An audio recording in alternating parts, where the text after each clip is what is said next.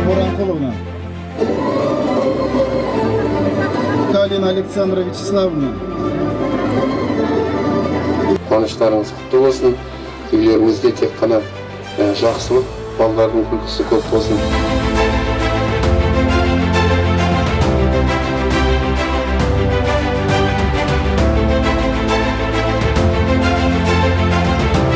Осылайға дейін квартирада жүрдік. Бүгін енді мінекей үйлі болып, жайлы болып, қуанып жатырмыз бала шағамызбен. Көп рахмет.